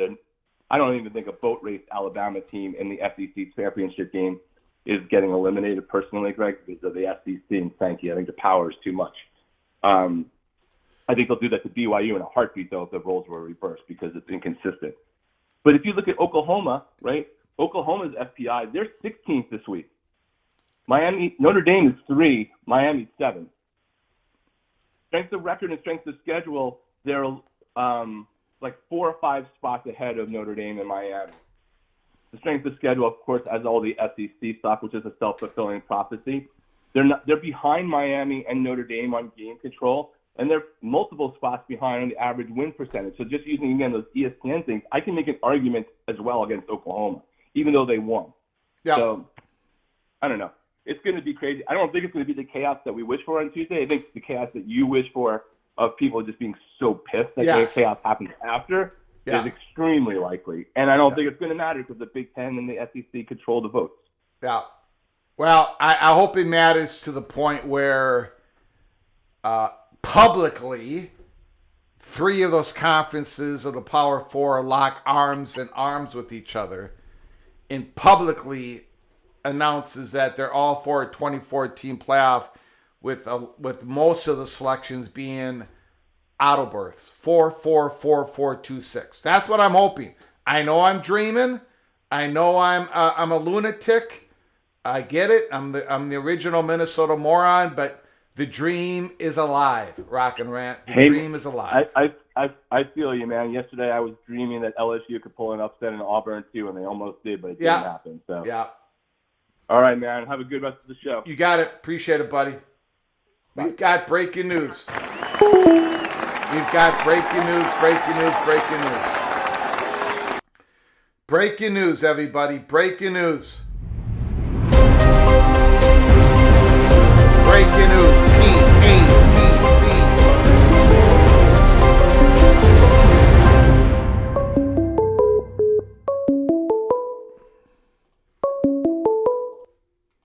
From Christopher Hooter. Christopher Hooter, can you hold on for one moment, please? Take your time. I appreciate it. We've got breaking news. Breaking news. Breaking news. Hold on, everybody. Hold on, everybody. Hold on.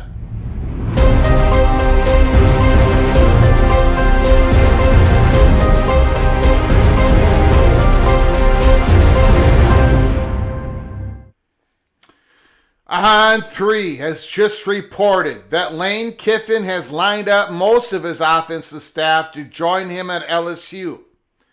He told them if they're not on the plane to Baton Rouge today, they won't have a spot on the staff. Tigers have a press conference scheduled for Monday to officially introduce Lane Kiffin as their head coach. Lane Kiffin has told the staff, you better be on the plane. If you're not on the plane, you're not going to have a spot on the LSU staff. Christopher Hooter, the floor is yours. Is this not a serendipitous phone call with that news? Yeah. Well, I feel for Ole Miss here. You know, people want to blame Kiffin now, but they need structural reform here, man. They got to have an NFL kind of rule. We don't hire anybody until the end of the season, blah, blah, blah, right? And whatever they got to do to get there. I don't think one excludes the other. I think both of them can be true. There needs to be huge structural change. The season needs to be pushed forward on the calendar. It needs to start the first or second week of August. But I do think Lane Kiffin deserves some heat for how he's conducted this. Even though I give him the grace of being a human, I don't think he has given Ole Miss any grace on this. So I've already explained all that previously, but go ahead, Christopher Hooter. The floor is absolutely yours. Well, it sounds like he's laying down the gauntlet right now. Well, sure, and that's why Ole Miss can't have him. That's all Lane Kiffin is doing right now is proving Ole Miss's point that he cannot be the head coach of LSU and Ole Miss at the same time. It's absolutely ridiculous. You don't think there couldn't be a gentleman's agreement between Ole Miss and LSU? Hell no, absolutely not. And Lane Kiffin has proven it. Why? You cannot be the head coach of two Southeastern Conference teams at the same time. There is no way on God's green earth LSU would ever allow that to happen. So why should Ole Miss? No way. Well, I mean, I can't believe I'm saying this. I'm just sympathetic to the Ole Miss fans and the Ole Miss players who probably want their staff and their head coach, right? But I get it. It's horrible. But I'm kind of with Nick Saban here. This is not a Lane Kiffin problem. This is a structural problem. And the transfer portal and all that opens up pretty soon here in a couple of weeks or something, right? Yeah. Well, why? Why does it open up then, right? It opens January 2nd to January 16th. Because that's what the Southeastern Conference wanted. And they got the ACC and the Big 12 on board, and the Big 10 was against it, but you all had the votes. So that's why. But if Kiffin leaves, is there a window for Ole Miss players? I know LSU season's over with. Well, they can go in the portal on January 2nd to January 16th. But their coach just left. Huh? Their coach just left. Yeah, but they're in the playoffs. These guys are not going to leave during the playoffs. Okay. And if they do, they're not worth the salt that LSU would want them have them on their team. There's no way a guy is going to leave their playoff team. No way is that going to happen. All right. Well, we'll see. It'll probably all be announced today, obviously. If he said that, he de facto said, I'm on my way to Baton Rouge. So I sent you an email a week or two ago. I said, it's coming. So I don't claim to be Nostradamus. Okay. Yep. But when it comes to LSU, if I whisper something to you, you can write it down, buddy. Just write it down and write it in pen. Don't write it in pencil. Anyway, man. All right. Enjoying the show. Okay. Beautiful. Go Tigers. Beautiful.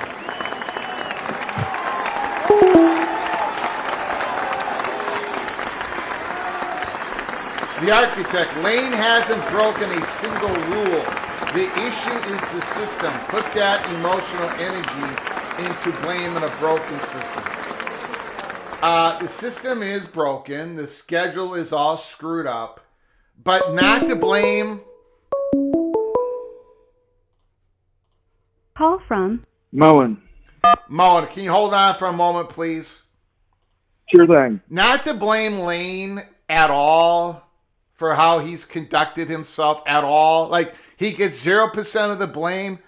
I can't. Sorry, architect, and the rest of the LSU Tiger family, in the PATC family. No. You can't just have Lane be blameless on this.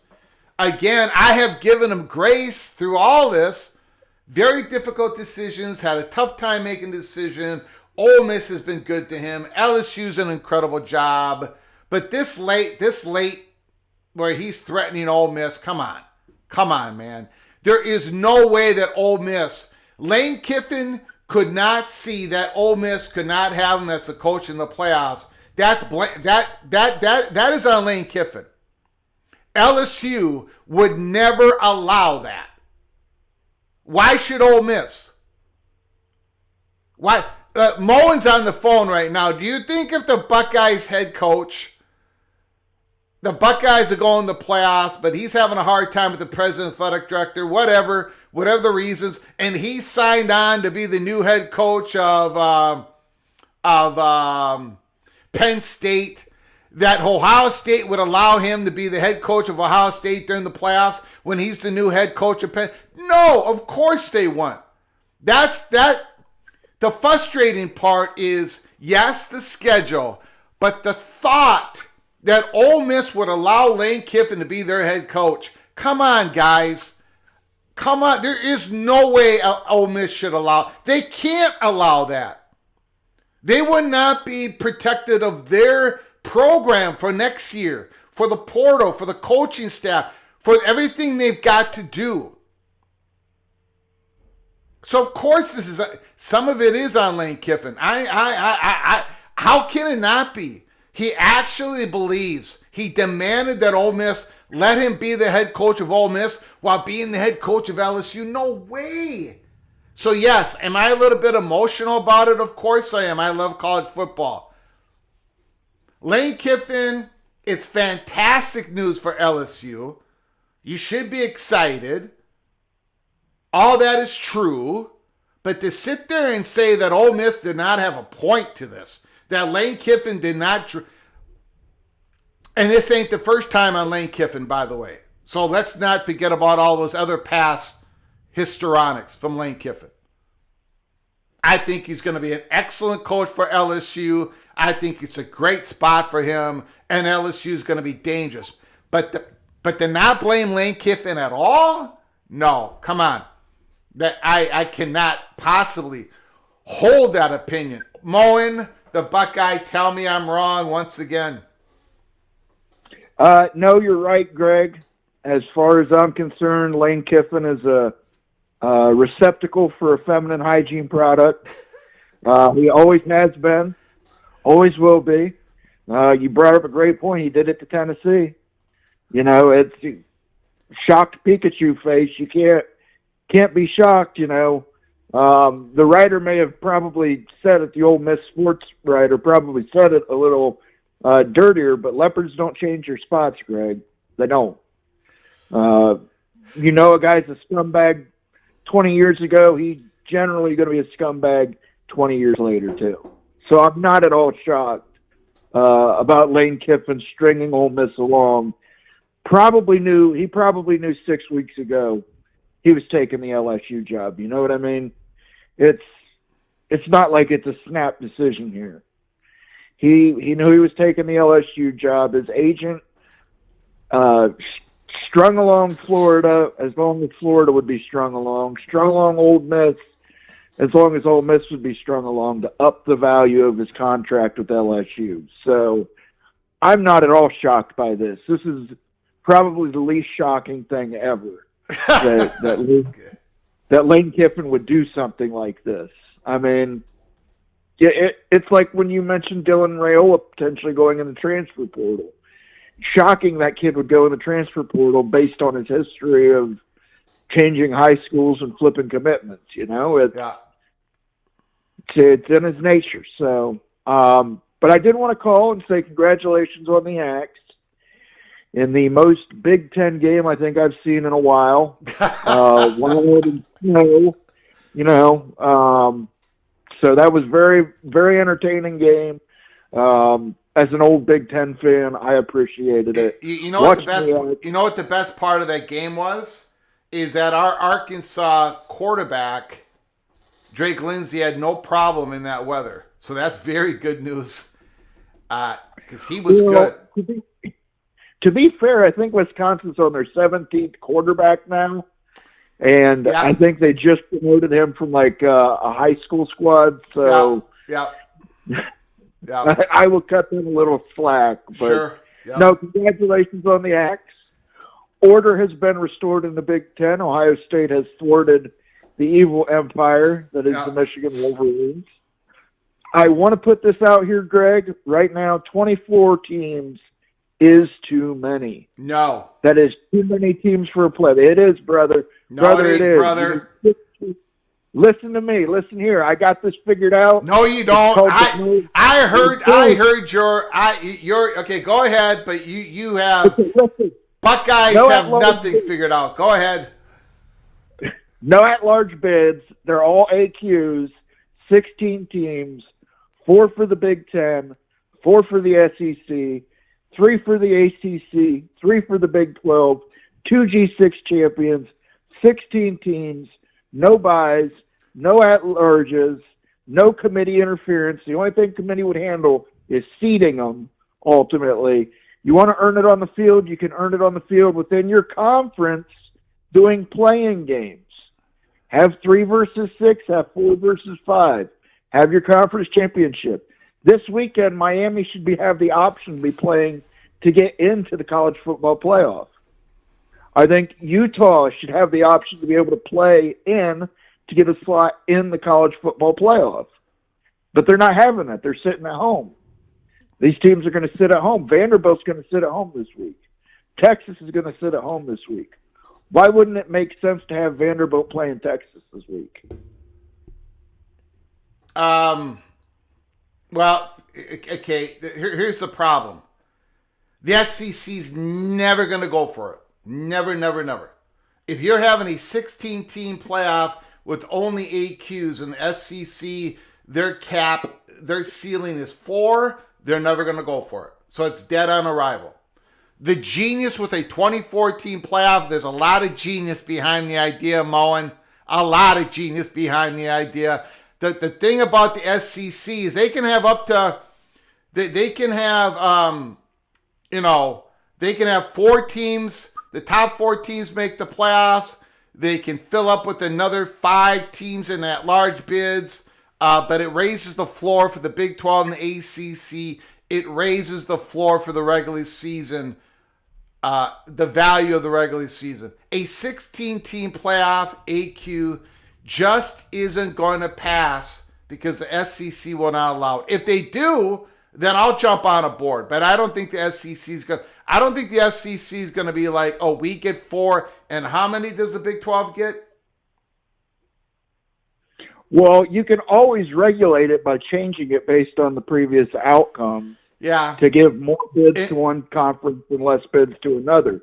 The other thing I want to point out is Notre Dame, since they are not a member of a conference, would have to take one of those ACC. and I think that's the motivation on this. Yeah, that's one great part of it. But the other thing is if when you have large bids, and you would have 6 of them in the 24-team playoff, you have a better non-conference. You have more value than non-conference. When it's just AQ bids based upon conference records, now the non-conference schedule is basically worthless. That's why you need it. You do need an at-large component in the playoffs, in my opinion. But it has to be the minority of the selections, not the majority of the selections, like it is now and like it would definitely be in a 5+11. But we're never going to agree on no, this. we're Greg. not. Mine is perfect the way it is. Just like my Ohio State Buckeyes, it's perfect. And I'm just putting it out there. The Mullen system, it'll work. It'll work. Now, will it make the SEC happy? No. No, it's not going to. No. But it makes the Big 12 happy. It makes the ACC happy. Yeah. Makes the Big 10 happy. Makes Notre Dame and the SEC angry. That's how you know. That's how you know this is a perfect system, Greg. All right, one question here. Sure. So you can tell me what you think should happen. What do you think is going to happen if the chalk comes through and, you've got Alabama losing to Georgia, you got BYU losing to Texas Tech. Who gets those 9-10 spots in the playoffs? Well, here's the thing, Greg, and I mentioned it in the chat, but you're giving the chalk to Georgia's just going to walk in there and beat Alabama. Kirby Smart, we talk about, or we used to talk about, Ryan Day's Michigan problem. Yeah. Kirby Smart's got a much worse Alabama problem. Yeah, but you're right, but I'm taking Alabama in that game. Okay, but then again, that basically. Okay, let's say we'll say that Georgia wins. We'll say that Texas Tech wins. Who should be in? Or tell me who you think is going to be in. They're going to put Notre Dame in. Yeah. They're going to put Notre Dame, and that's wrong. Miami has a win over them. I think Miami should be in. I don't think there should be a question of that. I mean, I get they had two really bad losses, but the wins they had, especially the win over Notre Dame, should count for something. Yeah. But, hey, if it was the Mullen system, Miami and Notre Dame will be playing each other this weekend, and we wouldn't even have an argument. Yeah. All right, man. I appreciate it, Mullen. Congratulations on the win. The game versus Michigan and Indiana Big Ten championship game is going to be historic. Two 12-0 teams. One is rated number 1. The other is rated number 2. It's going to be a blast. Yeah, it should be fun. I have to go to a wedding that day. I think we should make it a national law. You can't skip a wedding during college football season. Yeah. All right, man. But Greg, I'll talk to you later. Appreciate the call, sir.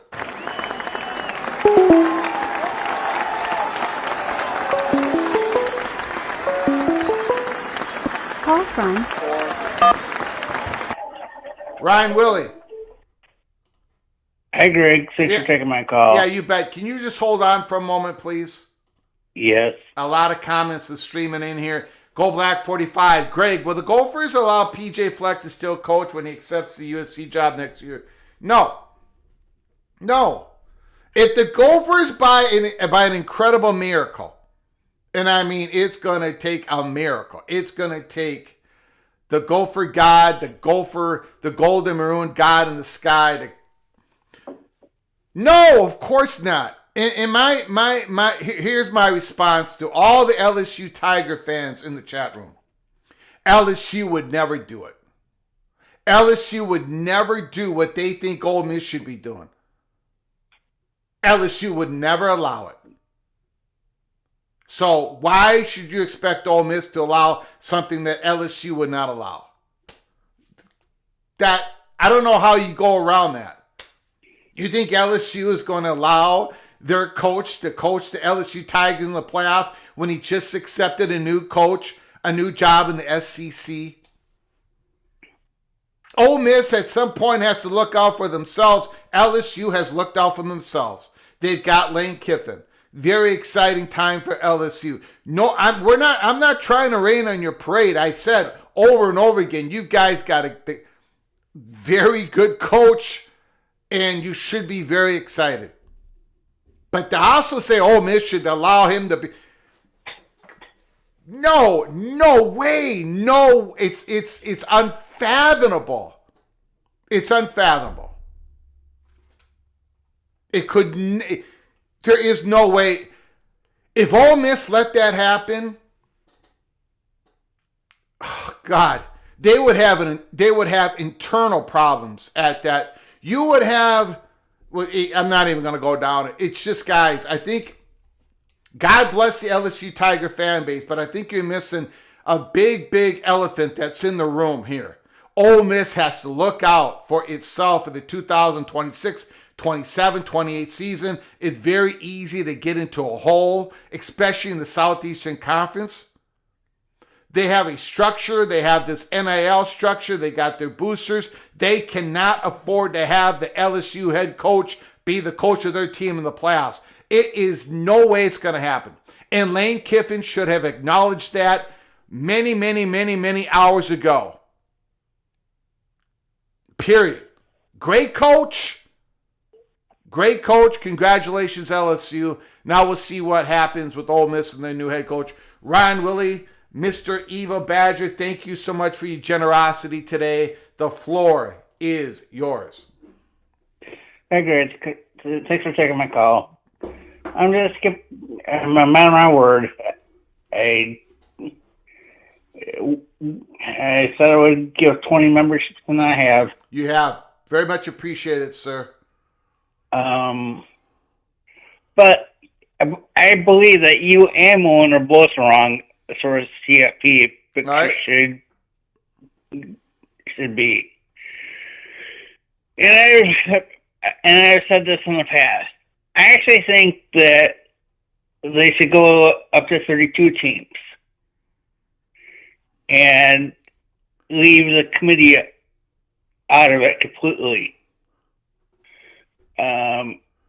Where the top 7 teams in each P4 conference and the top 4 G5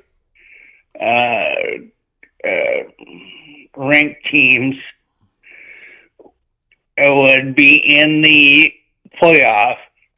There's no difference between 24 teams and 32 teams and the amount of games you play. So that's what I believe. Oh, and Notre Dame there would be no carve out for Notre Dame. They would have to join a conference. They would have, no matter what conference you are in, either G5 or a P4 conference, you have to play in a conference championship game to qualify, or have the opportunity to be in the conference that has a conference championship game.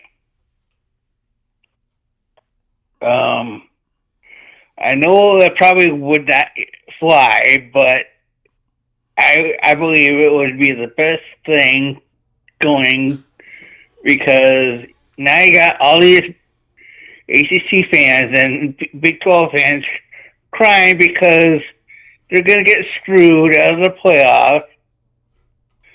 And when we were telling them from the start that it's the ESPN Invitational, they're going to pick SEC teams over anybody else, even Big Ten teams. And I don't understand why all this complaining about, the Big 12 is getting screwed, the ACC is getting screwed. Too bad, you've been warned before. They need to come up with an agreement to have automatic qualifiers and get rid of the committee. Hello? Yeah, no, I'm listening to you, man. You've come out with a very interesting scenario here on what you want the playoffs to be. I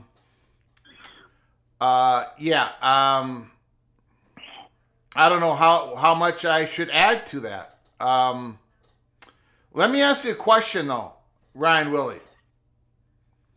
Who do you think is going to be Penn State's new head coach? I have no idea. That's pretty interesting. And I isn't wish they would get. I wish Wisconsin would get rid of Fickle. it? Yeah. Yeah. Peter Johnson in the chat room says, year, go ahead. The trophy case is empty. Yeah. Yeah. Now, Heartland Trophy, the X, and whatever they call the trophy between Wisconsin and Nebraska. Don't you think Wisconsin should have put Carter Smith back in the game? Well, yeah, Hunter Simmons is not a Big Ten quarterback. Luckily, it's his last game ever because he doesn't have any more eligibility. But a lot of pundits around the Madison area believe that Carter Smith might hit the transfer portal because they're already talking about getting another starting quarterback to take over for next year. Yeah. And then you got Hopkins from California coming in. So he might see the writing on the wall and go somewhere else. Mm-hmm. It's going to be a very interesting off season for Wisconsin. It is, and I believe that they can't keep going into the portal every single year to get a quarterback. No. It's not going to work. Yeah. No matter how much money they put in the Yeah. and for the NIL funding. That's but, the thing. Yep. Go ahead. I until they wake up and smell the coffee and get rid of McIntosh and Fickle, Wisconsin, I hate to say it, is going to be a lower tier team in the Big Ten. I know a lot of Minnesota fans are going to be happy about that, but I don't like it. A lot of other Wisconsin fans don't like it. Yeah. But that's all I had. All right, man. I appreciate the call, my man. Keep your head up, sir. We're going to have a fun All off right. season. Okay, buddy? All right. You got it. Thanks for taking my call. All right. Bye. We're going to have a fun off season. It's going to be very interesting off season. Kalani Sitake for Penn State. Is that what some people believe? Man, he's done such a fantastic job at BYU. I've been saying it all year, man. If you watch that BYU team, there is no hiccup in their stride. They know exactly what they're trying to do at all times. I'm very impressed with that BYU team. Again, they should be in the playoffs. And if you're saying, Greg, you have more than 12 teams in the 12-team playoff, yes, that's my point. That's my point. Kalani is not leaving BYU.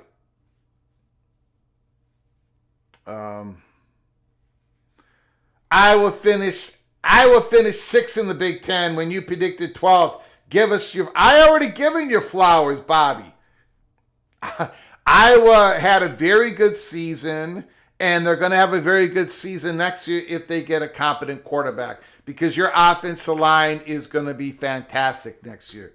Look, you're not the only team that I completely screwed up on in my predictions. I guarantee you that. Holy smokes.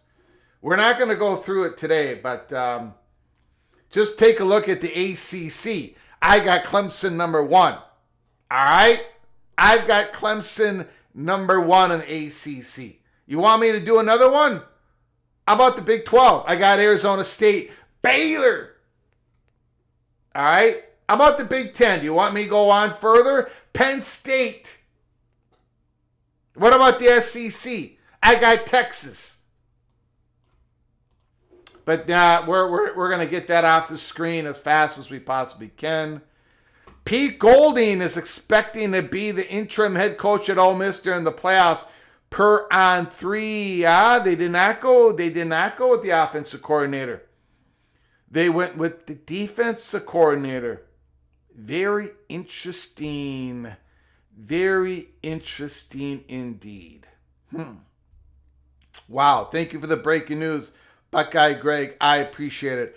I want to thank everybody who has donated to our channel today to help us keep the lights on and grow the channel. Dave Valinsky, Mr. Golfer, Bill G, John Till, Eva Badger, Christopher Hoosier, Ricky Tungate, Mowing After Dark, the Buckeye, and Buckeye Greg. I appreciate you guys' generosity. I appreciate the comments. Again, if you love national college football news and discussion, subscribe to our channel and then to ring the bell for the notifications and smash the like button if you like our content today. We are going to be coming back up here tomorrow, Monday, start of a new month, start of a new week as we head into the college football conference championship weekend. There's going to be a lot of excitement. The Sun Belt, James Madison versus Troy, that has playoff implications. The American, North Texas versus Tulane, playoff implications. The Buckeyes and the Hoosiers, who's going to get the number one spot in the playoffs, who's going to be the Big Ten championship champion, and of course Georgia, Alabama, the Cougars of BYU versus the Red Raiders of Texas Tech, and the ACC, Virginia versus Duke. Holy smokes. So come join us tomorrow, and I cannot wait until next time. From all of us at PATC to all of you, please, you all take great care of each other. And as always, God, family, Golden Gopher.